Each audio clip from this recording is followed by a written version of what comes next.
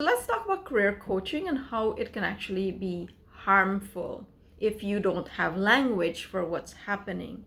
So, a lot of times when someone goes to a career coach, that coach is helping them put together a resume, putting together their LinkedIn profile, helping them to network, to interview, all of those things.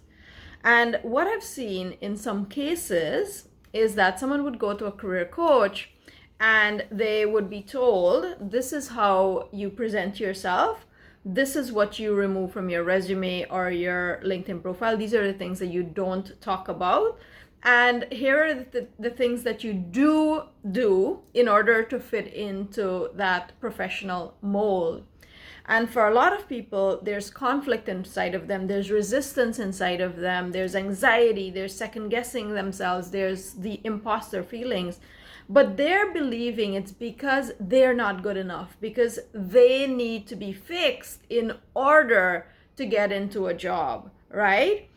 And while the intention in somebody helping them to do that is good, where the harm comes in is when that person is not able to express themselves fully. So now they have to be in their head, what is right, what is wrong, what do I say to this person in order to get that job? And I've seen cases where people were advised to remove certain affiliations from their resume or from their LinkedIn profile because they were told this would actually prevent them from getting a job. And they went and they did that, they removed those things. And I've also seen cases where someone was told to remove an affiliation from their resume, and they said, no, actually that's who I am. That showcases an identity that I'm proud of. And by removing that, you're saying that that part of me is not important. And I actually am not going to do that. In fact, I'm going to amplify that.